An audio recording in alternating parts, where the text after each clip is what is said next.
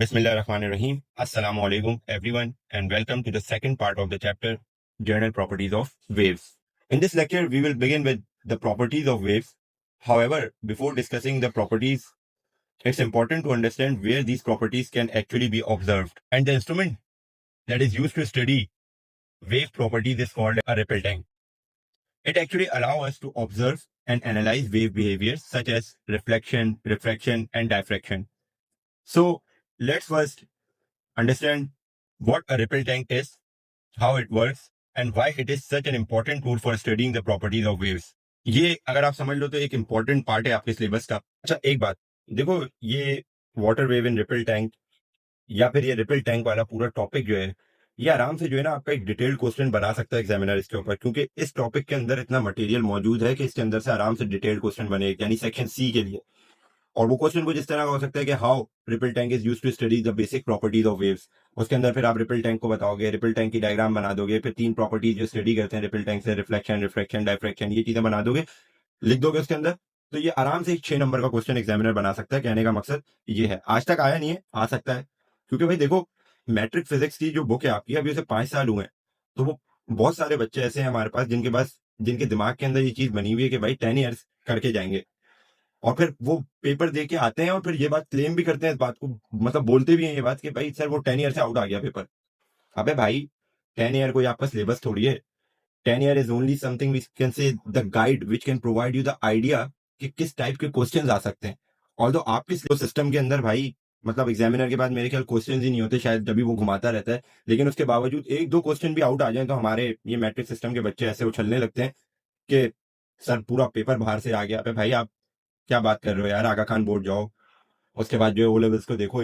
ये बच्चे तो सिर्फ करिकुलम पढ़ के जाते हैं अपना भाई, और फिर पेपर वहीं जाके देते हैं। आप लोग तो यहाँ से मतलब समझ लो 70% तो आप 10 ईयर से देख के चले जाते हो, क्योंकि आना ही वहां से, आपके एग्जामिनर्स के पास तो क्वेश्चन ही नहीं है।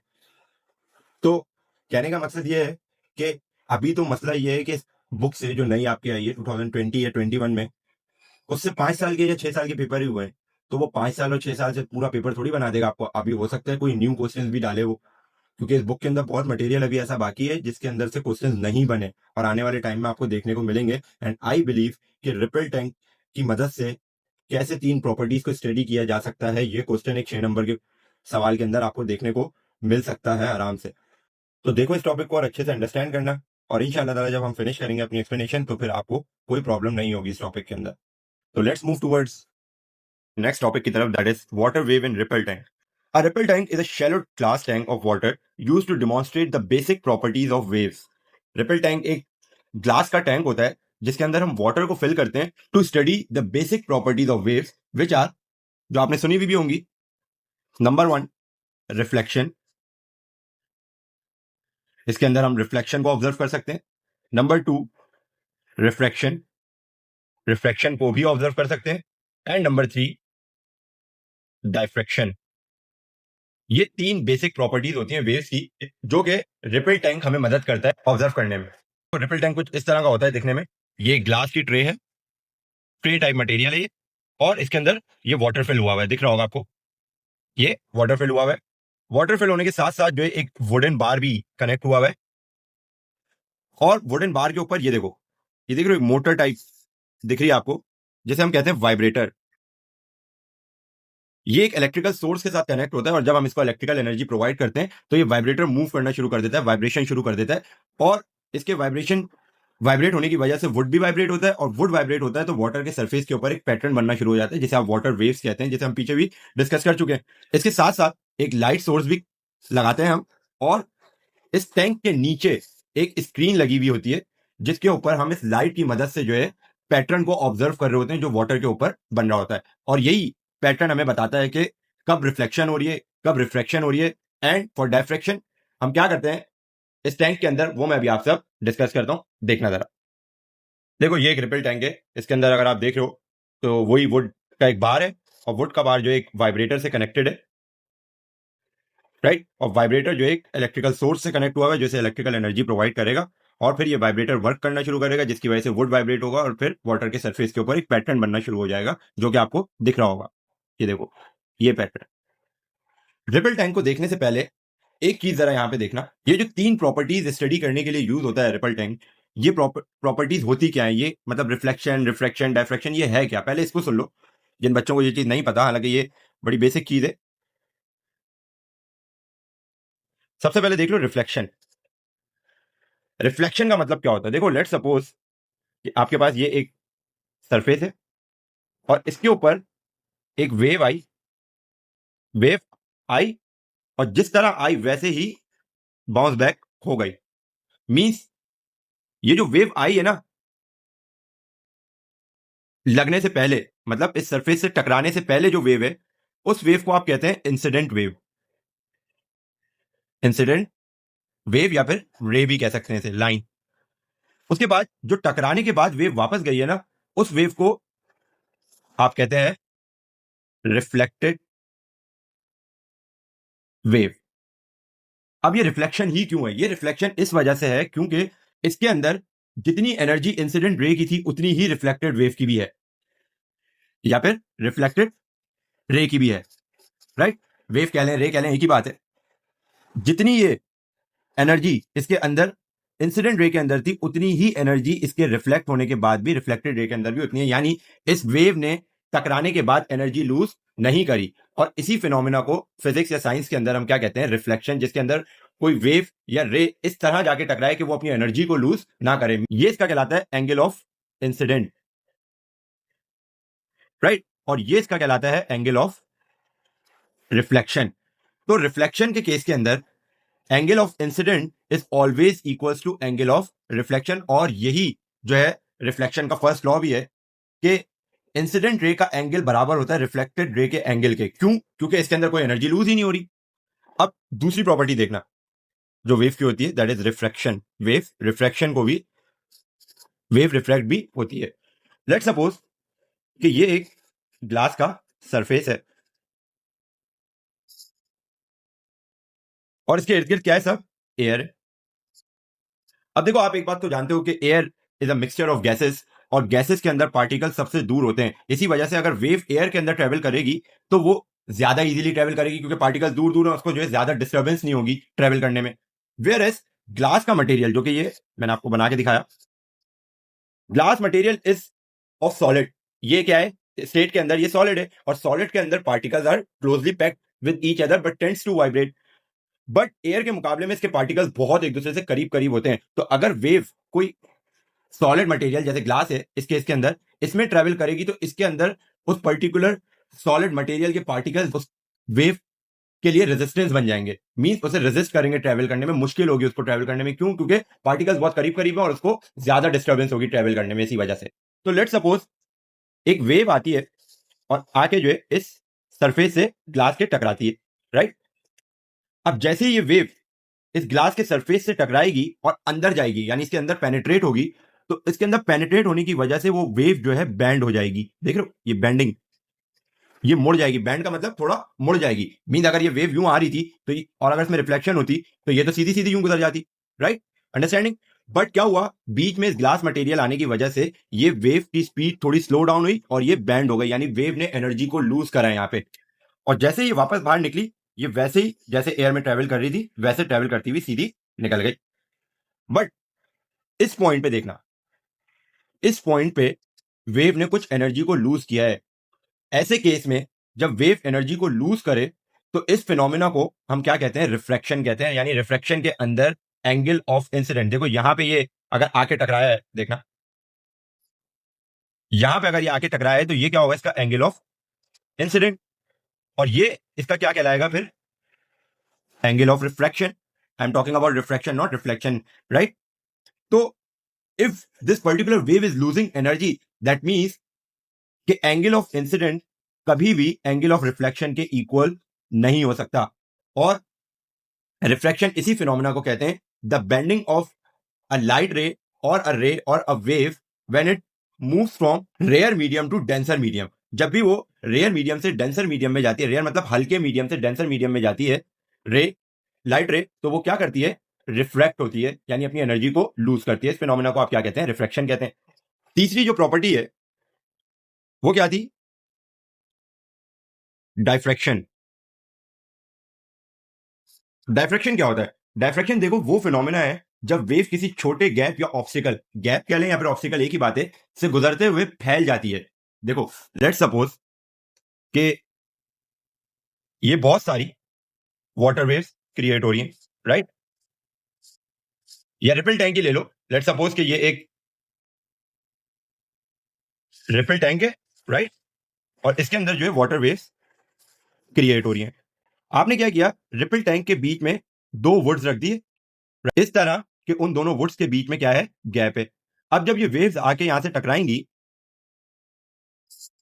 तो कुछ वापस पीछे चली जाएंगी और कुछ इससे पास आउट होती हुई निकलेंगी, राइट? और पास होने के बाद जो है ये वापस उसी पैटर्न में फैल जाएंगी जिसमें जैसे आपको पीछे नजर आ रहा है। तो डायफ्रेक्शन इसी फिनोमिना को हम कहते हैं जिसमें वेव किसी छोटे गैप या ऑब्स्टिकल से गुजरते हुए फैल जाए। देखो ये छोटा सा गैप था, इस गैप से जब वेव निकली तो वो फैलती चली गई, राइट?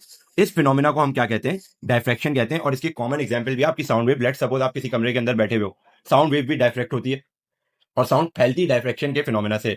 लेट्स सपोज आप एक कमरे में बैठे हो और एक बराबर वाले कमरे में आपके पेरेंट्स बैठे हुए या बहन भाई बैठे हुए और आप यहां से उनको आवाज देते हो और लेट्स सपोज कि आपके कमरे का गेट दरवाजा आधा बंद है, तो आप जब उनको आवाज दोगे ना तो आपके मुंह से साउंड वेव्स निकलेंगी और वो साउंड वेव्स उस दरवाजे के बीच में जितना भी गैप होगा उसके अंदर से निकलेंगी और निकलने के बाद दूसरे कमरे के अंदर क्या हो जाएंगी, फैल जाएंगी। और वो फैलने की वजह से फिर आपके कमरे में जो भी आपके पेरेंट्स, बहन भाई, जिसको भी आप बुला रहे हो उस तक आपकी आवाज पहुंच जाएगी, राइट?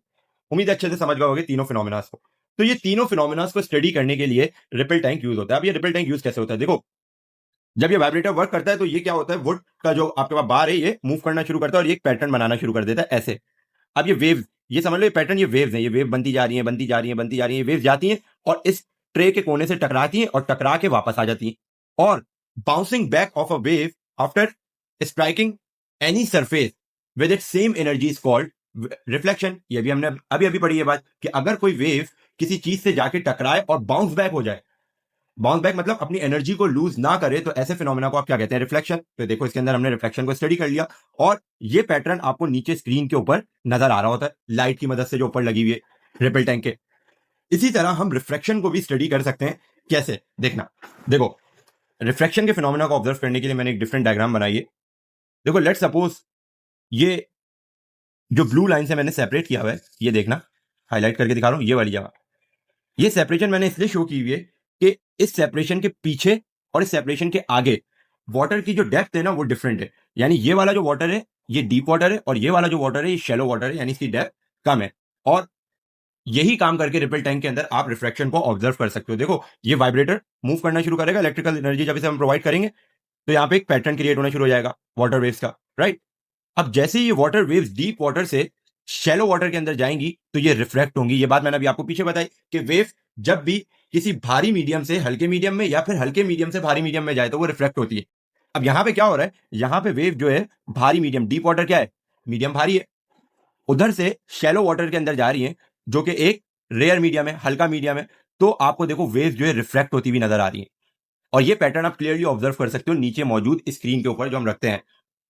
देख रहे हो ये वाली, यहाँ पे वेव्स क्या हो रही है, यहाँ पे देखो ये वेव सीधी आ रही थी, सीधी आते आते क्या हुआ, रिफ्लेक्ट होना शुरू हो गई। क्यों? क्योंकि वाटर की डेप्थ चेंज हो गई, अब वाटर शैलो है, राइट?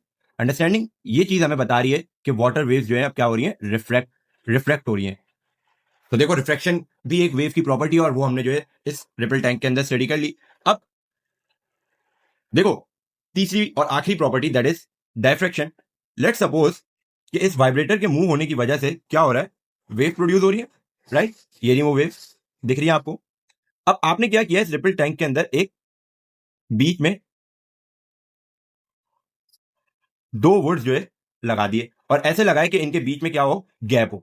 तो जैसे ये वाटर वेव जो क्रिएट हो रही होंगी इस गैप के पास आएंगी तो इस गैप से गुजरेंगी और गुजरने के बाद जो है वापस आगे जाके फैलना शुरू हो जाएंगी।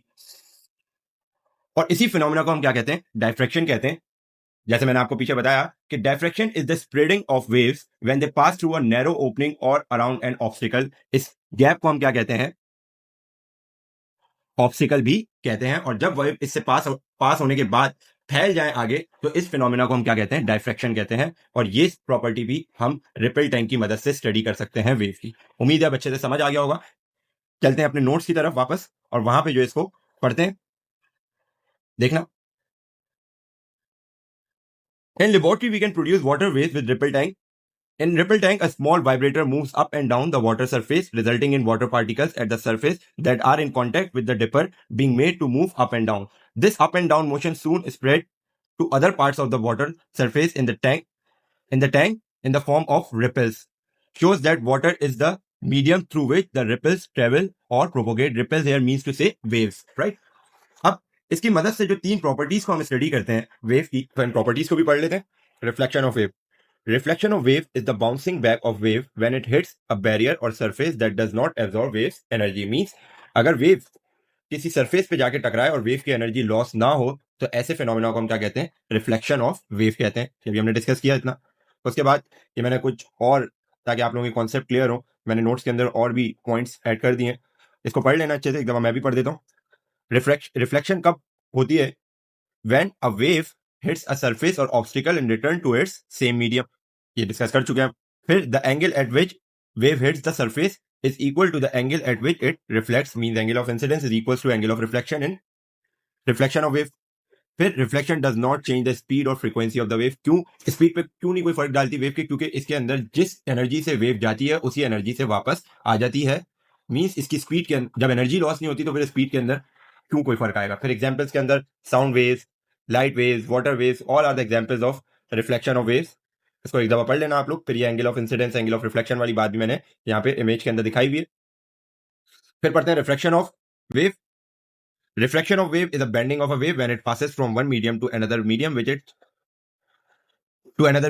which it changes its speed. अब रिफ्रैक्शन में क्या होता है कि जब एक लाइट वेव या फिर एक लाइट रे किसी लाइटर मीडियम से डेंसर मीडियम में या फिर किसी डेंसर मीडियम से लाइटर मीडियम में जाती है तो अपनी एनर्जी को लॉस करती है. मीन रिफ्रैक्शन के अंदर क्या होता है? एनर्जी का लॉस होता है वेव की. और रिफ्रैक्शन कब कब होती है, क्यों होती है? A change in a wave speed as it moves between different materials. जब ये different materials के अंदर penetrate करती है तो इसकी speed change हो जाती है. When a wave enters a denser medium, it slows down and bends towards the normal. जब किसी भारी मीडियम में जाती है तो इसकी स्पीड स्लो हो जाती है और बेंड करती है टुवर्ड्स नॉर्मल. ये बेंड टुवर्ड्स नॉर्मल वाली बात क्या है, ये अभी मैं आपको डायग्राम में समझाता हूँ नीचे. फिर when a wave enters less dense medium, किसी हल्के मीडियम में जाती है तो इट्स स्पीड अप, क्योंकि हल्के मीडियम में वो आसानी से ट्रेवल कर सकती है, इस वजह से उसकी स्पीड भी बढ़ जाती है. और it bends away from the normal, और इस केस में ये अवे फ्रॉम नॉर्मल बेंड होती है. कैसे? ये नॉर्मल वाली बात मैं भी आपको नीचे डायग्राम में समझाता हूँ. फिर refraction affects the direction and wavelength. क्योंकि ये रिफ्रैक्शन का जो फिनोमेना है ये एनर्जी के ऊपर फर्क डालता है वेव की, इस वजह से डायरेक्शन भी चेंज हो जाता है. इसका डायरेक्शन में चेंज होने की वजह से तो एनर्जी लूज होती है और फिर वेवलेंथ पे भी फर्क आता है. बट फ्रीक्वेंसी के ऊपर कोई फर्क नहीं आता. अभी फ्रीक्वेंसी और वेवलेंथ हम डिस्कस कर चुके हैं, बट फ्रीक्वेंसी को अभी हमने डिस्कस नहीं किया, तो वो नीचे अभी हम डिस्कस करेंगे कैरेक्टरिस्टिक्स ऑफ वेव्स के अंदर. उसके बाद इसकी भी एग्जांपल्स के अंदर आप light waves, sound waves, water waves को ऐड कर सकते हैं. पढ़ लेना इसको एक दफा. वही चीजें लिखी हुई जो मैंने आपसे डिस्कस की हैं. अब देखो ये 10.4 डायग्राम को देखना जरा गौर से, ये अवे फ्रॉम नॉर्मल और टुवर्ड्स नॉर्मल वाली बात को समझने के लिए. देखो लेट सपोज ये वाटर का सरफेस है ये, और ये जो है एयर है, राइट. एयर से एक रे आई और आके इंसिडेंट हुई, टकराई किससे? वाटर के बिल्कुल सरफेस से. और जिस सरफेस के ऊपर कोई भी रे आके टकराती है ना, उस सरफेस को, उस पॉइंट को आप क्या कहते हैं? एक्चुअली नॉर्मल कहते हैं. और फिर आप एक्सटेंड करके इस रे को परपेंडिकुलर बना सकते हैं. किसके? सरफेस के. परपेंडिकुलर मींस टू से सरफेस के साथ 90 डिग्री का एंगल बना रहे हो, राइट. तो इंसिडेंट रे जिस पॉइंट पे आके इंसिडेंट होती है उस पॉइंट को आप क्या कहते हैं? नॉर्मल कहते हैं. और अगर कोई लाइट रे लाइटर मीडियम से, यानी लेस ऑप्टिकली डेंस मीडियम, यानी हल्का मीडियम है, रेयर मीडियम है, उससे किसी भारी मीडियम जैसे इस केस में वाटर, उसके अंदर आए तो लाइट रे जो आ रही होती है वो हमेशा टुवर्ड्स नॉर्मल बैंड होती है. देखो टुवर्ड्स नॉर्मल हमें कैसे पता चल रहा है? ये लाइट रे आई, यहाँ पे टकराई और टकराने के बाद देखो टुवर्ड्स नॉर्मल, नॉर्मल की तरफ बैंड हो रही है ये, राइट. और नॉर्मल क्या है आपका? ये रहा नॉर्मल, राइट. इसकी तरफ बैंड होगी ये हमेशा. जब भी कोई लाइट रे लाइटर मीडियम से, यानी रेयर मीडियम से डेंसर मीडियम में आएगी भारी मीडियम के अंदर, तो वो हमेशा टुवर्ड्स नॉर्मल बैंड होगी. वेयर एज अगर यही काम हम उलट कर लें, लेट सपोज एक लाइट रे जो है वाटर सरफेस से आ रही है, इसको उलट कर लेते हैं और आके जो है वाटर के सरफेस से बिल्कुल टकराएगी जहां पे, वहां पे आप नॉर्मल ड्रॉ कर सकते हो, राइट. तो जब भी किसी डेंसर मीडियम से, जैसे वाटर है ये, लाइट रे किसी लाइटर मीडियम में जाएगी, यानी रेयर मीडियम के अंदर जाएगी, तो हमेशा अवे फ्रॉम नॉर्मल बैंड होगी. देख लो इसी को देख लो, ये नॉर्मल बना हुआ है आपका, ये डेंसर मीडियम से लाइट रे आ रही है और देखो अब ये नॉर्मल के अगेंस्ट, यानी अवे जो है बैंड हो रही है. मींस नॉर्मल से इस तरफ नहीं आ रही है, नॉर्मल से अवे जा रही है, दूर जा रही है। क्यों दूर जा रही है? क्योंकि अब ये वाटर से निकलने के बाद मोर फ्री टू मूव है एज कंपेयर टू वाटर के वाटर के अंदर, क्योंकि वाटर के पार्टिकल्स करीब होते हैं तो उधर इसको ट्रेवल करने में थोड़ा प्रॉब्लम होगा, जाहिर सी बात है। इसलिए इसकी स्पीड जो है वाटर के अंदर कम भी होगी।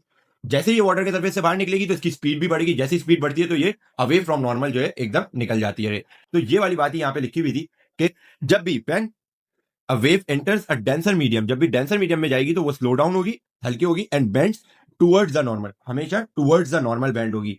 देखो डेंसर मीडियम में जा रही है, ये लाइट मीडियम है, या डेंसर मीडियम में जा रही है, देखो टुवर्ड्स नॉर्मल बेंड हो रही है। वेयर इज दूसरे पॉइंट में क्या कहा था उसने? When a wave enters a less dense medium, यानी हल्के मीडियम में जाएगी किसी भारी मीडियम से, तो इट स्पीड्स अप, वही बात जो मैंने अभी आपसे की, and bends away from normal, क्योंकि उसकी स्पीड बढ़ जाती है इसलिए वो एकदम नॉर्मल से अवे बेंड कर जाता है। जैसे इस केस में वाटर से अगर वेव निकले, इस वेव को हम उलट कर लें, इस डायरेक्शन में देखें तो ये देखो नॉर्मल से डेंसर मीडियम से निकली, नॉर्मल डेंसर मीडियम से निकली, और देखो नॉर्मल से अवे बेंड कर। तो आई होप ये पॉइंट आप अच्छे से समझ गए होंगे। अब डायफ्रैक्शन को भी पढ़ लेते हैं एक दफा। Diffraction is the spreading of or bending of waves when they pass through a narrow opening or move around the edges of an obstacle. ये मैंने आपको बताया कि अगर आप जो बीच में गैप दे दें छोटा सा, तो वेव उस गैप के अंदर से पास आउट होंगी और फिर फैल जाएंगी। इस फिनोमेना को आप क्या कहते हैं? डायफ्रैक्शन कहते हैं। डायफ्रैक्शन किस किस के साथ होती है? With all type of wave, sound, light wave, water wave, सबके साथ डायफ्रैक्शन को आप ऑब्जर्व कर सकते हैं। साउंड वाली चीज भी मैंने आपको पीछे बताई, वाटर वेव भी आपको बताया, और लाइट भी डायफ्रैक्ट होती है। कैसे होती है? कि अगर आप एक लाइट बल्ब लें और उसके रास्ते के अंदर जो है उसके सामने बिल्कुल जो है दो वुड्स को रख दें और एक ऑब्स्टिकल ड्रॉ कर दें, यानी एक नैरो गैप दे दें वहां पे, तो लाइट आपको दिखेगा कि उसके अंदर से भी डायफ्रैक्ट होगी, उस गैप से निकलेगी और फिर फैल रही होगी आगे। तो लाइट भी जो है डायफ्रैक्ट होती है। फिर the amount of diffraction increase with the size of the gap or obstacle is comparable to the wavelength. Diffraction increase होती है जैसे जैसे आप साइज, वो जो गैप आप देंगे अगर उसको आप इंक्रीज कर दें तो अमाउंट ऑफ डायफ्रैक्शन भी जो है इंक्रीज हो जाएगी। अब ज्यादा डायफ्रैक्ट इजी, क्यों? क्योंकि देखो गैप ज्यादा दोगे तो इजीली डायफ्रैक्ट हो सकती है वेव, राइट।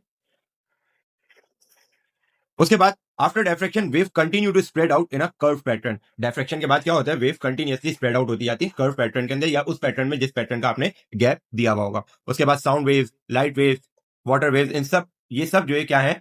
डायफ्रैक्ट हो सकती है, और ये एग्जाम्पल्स में आ सकती हैं डायफ्रैक्शन की।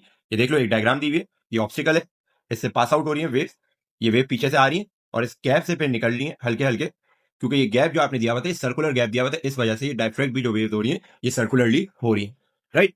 तो आज की क्लास के अंदर हम यहीं तक के रखेंगे, फिर नेक्स्ट क्लास के अंदर हम कंटिन्यू करेंगे कैरेक्टरिस्टिक्स ऑफ वेव्स। आज की क्लास में हम अपने लेक्चर को जो है यहीं तक रखते हैं, डायफ्रैक्शन ऑफ वेव तक। आई होप आप लोगों को जो है इस क्लास के अंदर एक एक चीज समझ आई होगी। इसके अलावा अगर इस वीडियो के अंदर या फिर इस लेक्चर के अंदर आपको कोई भी कंफ्यूजन हो तो आप मुझे जो है टेक्स्ट करके पूछ सकते हो व्हाट्सएप के ऊपर। और व्हाट्सएप के ऊपर मैं सब स्टूडेंट्स को जवाब नहीं दे पाता, इस ये बच्चों की शिकायत रहती है। देखिए, जवाब फौरन मैं आपको नहीं दे सकता, जाहिर सी बात है, मैं भी बिजी होऊंगा। बट आपकी जो भी कंफ्यूजन, कोई भी क्वेरी है, वो आप जो है मुझे व्हाट्सएप के ऊपर छोड़ दें लिख के। मुझे जैसे ही टाइम मिलेगा मैं आपको वॉइस नोट की फॉर्म में या जैसे भी मैं आपको आपकी उस क्वेरी को सॉल्व कर सकूंगा वैसे सॉल्व करके आपको जो है जवाब जरूर दूंगा। ऐसा नहीं है कि जवाब नहीं दूंगा मैं, टाइम लग सकता है बट जवाब आपको जरूर मिलेगा, ठीक है। फिर इंशाल्लाह ताला नेक्स्ट क्लास के अंदर कंटिन्यू करेंगे इसी चैप्टर को आगे से, कैरेक्टरिस्टिक्स ऑफ वेव से। तब तक के लिए अपना ख्याल रखिएगा। अल्लाह हाफिज।